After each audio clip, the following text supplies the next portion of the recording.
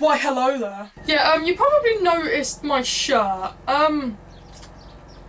Ignore that. Anyway, today I want to talk to you about something that's been bothering me for a long time. And it's been causing me severe distress ever since, I don't know, year 8, I don't know. I want to talk to you about all them faggots who should go and die. Wait, let me rephrase that. I want to talk to you about all the kind of people you get at secondary school. Now you're probably thinking, oh yeah, but Faye, this is quite overrated. I think loads of people have talked about this before. This is so original. Yeah, I get it, it's quite a common topic to talk about, but there's some people I've noticed that people never really mention, and today I feel like they should come to light. Today I want to talk about the underrated kind of people you get at secondary school. Firstly, lunchline tray twats. I hope this doesn't just happen to me. Please tell me that somebody, relates to me. You know when you're in the canteen and you're trying to get your food and you all have a tray and shit? This is like my imaginary tray right now.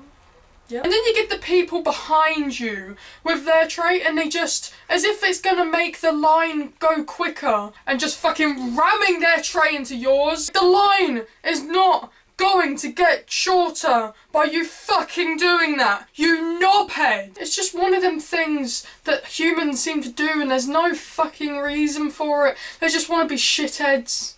Number 2, please don't tell me that you don't get these kind of arseholes at school. What I'm trying to talk about them kind of people when you're sitting in lesson and shit, and you know when you got to share a book or whatever between two people, but they just kind of pull the book more towards them. You're supposed to share the fucking book, but for some reason they seem to think, oh yeah, I'm just gonna be a massive arsehole and just keep the book to my fucking self. And you try to look over so that you can read, but you just can't really, because they've just got the book to themselves, and they're probably someone you don't normally talk to, so you just kind of got to let them get on with it. Number 3, this one in particular gets on my nerves the most. Dramatic bitch club. I'm talking about them kind of girls who hang around in a big group of friends, and all they do really is just bitch about each other, probably have sex with each other, I don't know. Whatever floats your boat, really.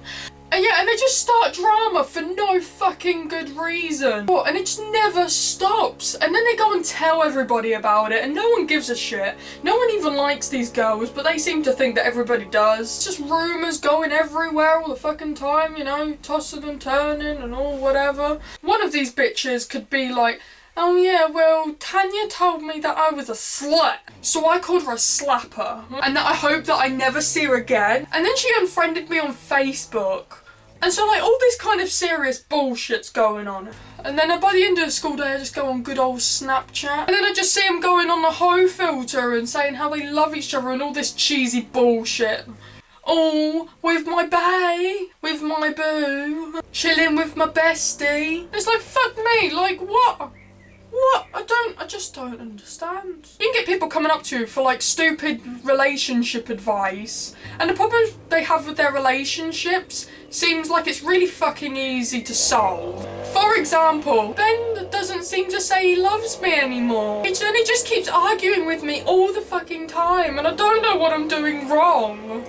He accused me of cheating on him just because I smiled at Sam. When you come up to me with all the fucking pity stories about you and your relationship, there is one thing you might want to consider if your relationship is going that bad and you are constantly coming up to me telling me about how bad your fucking relationship is. Take a fucking pen and paper to write some notes with what I'm about to say. If your relationship is bringing you more negativity than positivity, you might want to dump the bastard. Speaking of relationships, number 4. Obsessive relationships.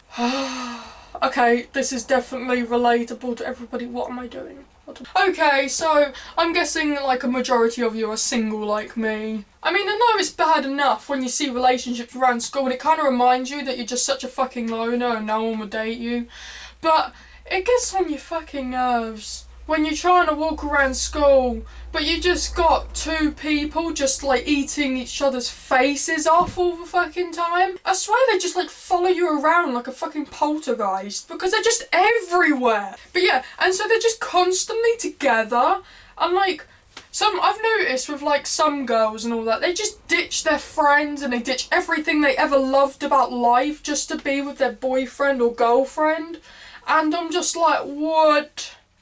What? Get a fucking hobby. Go and play some frisbee golf. Go and, I don't know, go fishing. Go and get your friends back. Number 5. The anti-yous. Basically what I mean the kinds of people who just don't like you. And you don't know why.